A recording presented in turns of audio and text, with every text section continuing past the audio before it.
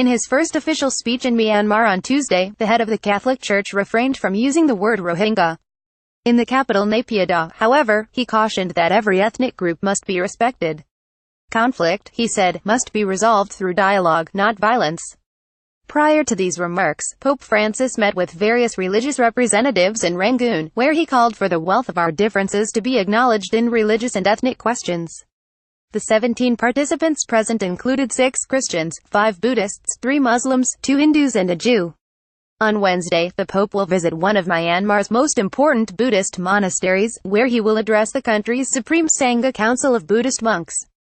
Read more. Opinion. The Pope is visiting a minefield in Myanmar to inspire reflection for Timo Gunzelmansur, the head of the Center for Christian-Muslim Encounter and Documentation CIBEDO in Frankfurt. The Pope's attitude is only logical, though a profoundly Christian approach. The Pope is exhibiting how one can deal with difficult situations.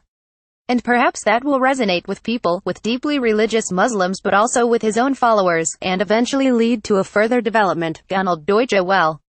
The 80-year-old pontiff is on his 19th foreign trip of his papacy. The common thread that brings them all together is interfaith dialogue, especially with Muslims, whether in Jordan, Palestine and Israel, Albania and Turkey all in 2014, in Bosnia and Herzegovina and the Central African Republic 2015, in Egypt 2017, and now in Myanmar and Bangladesh. Pope Francis met with numerous leaders during his visit to Myanmar. He has emphasized interfaith dialogue on previous trips. New ways. The path to interfaith dialogue has not been smooth in recent years. Catholic-Muslim relations entered a crisis after then Pope Benedict XVI gave his Regensburg speech in 2006. His remarks on Islam, taken in part from 14th-century writings, were seen as insulting and a mischaracterization of the religion and sparked an international outcry. In the years that followed, dialogue did not go beyond proposals put forth by Islamic scholars and new talks.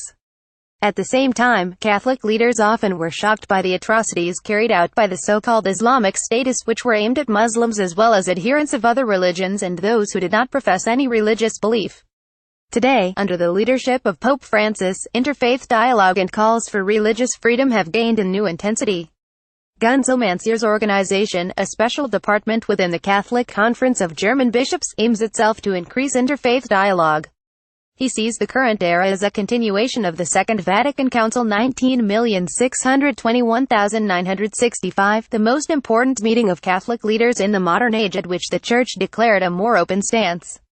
The Pope is showing how dialogue can function, Gunzelmansur said.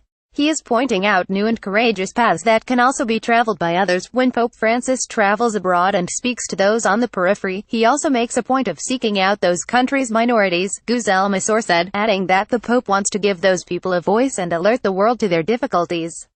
Pope Francis is greeted by children upon arriving in Yangon. We think it's good. Ayman Maziek, the chairman of the Central Council of Muslims in Germany, approves of the regular dialogue between religions. He sees a very broad, common thread being woven by this pontiff in terms of interfaith dialogue. And Maziek points out that this dialogue is not something that the pontiff has only recently discovered. We think it's a good thing that he is so serious about the issue, the chairman told Deutsche Welle. With respect to the Pope's current trip, Maziek believes the pontiff is placing focus on the displacement and persecution of Muslims and the very lax way in which the government in Myanmar is dealing with it. Maziek thinks that there can never be enough international support on the issue.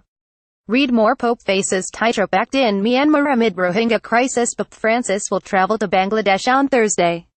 Ahead of the visit, Cardinal Patrick Rosario, the Archbishop of the capital Dhaka, emphasized that Pope Francis would be welcomed by all of the country's citizens, not just its Catholics and politicians but other religious representatives as well.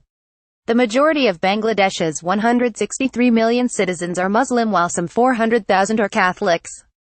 Rosario also said the visit will help further interfaith dialogue. The Vatican's second most powerful representative, Secretary of State and Cardinal Pietro Parolin, underscored this week how serious and fundamental an issue dialogue is for Pope Francis. Interfaith dialogue, said Parolin ahead of the Pope's departure to Asia, serves to further world peace.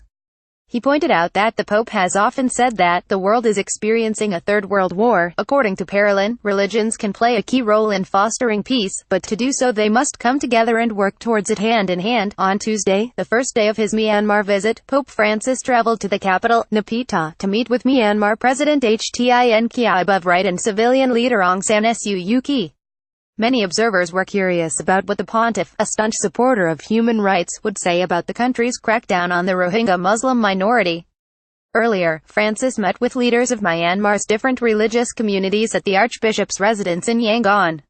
During the gathering, the pontiff stressed the importance of unity and diversity, but made no mention of the plight of the Rohingya. Although only 700,000 of Myanmar's 51 million inhabitants are Catholic, that didn't keep thousands of well-wishers from meeting Pope Francis at the airport on Monday and lining the streets of Yangon in order to catch a glimpse of the Bishop of Rome. "We come here to see the Holy Father. It happens once in hundreds of years," one Catholic community leader, who brought 1,800 Christians from the south and west to the country on the long train journey to Yangon, told Reuters news agency. The Pope was greeted by ethnic minorities in traditional dress. About 88% of Burmese people identify as Buddhist. The government of Myanmar has been accused of ethnic cleansing, including the widespread murder and rape of Rohingya Muslims in the country's Rakhine state. Once refugees from Bangladesh, the Rohingya have been declared stateless and persecuted by the Myanmar government. The Pope is set to meet Rohingya refugees in Yangon. Soon after his arrival on Monday, Pope Francis received a courtesy visit from Myanmar's Army Chief Colonel Min Aung Hlaing. The Vatican did not provide details about the brief meeting. Myanmar's military has been accused of violent purges of Rohingya villages. After Myanmar, the pontiff will head to Bangladesh, where many Rohingya have fled. Some inside the Vatican have said that the trip was arranged too hastily after a visit by the now controversial leader Aung San Suu Kyi to Rome last May. Author Elizabeth Schumacher related.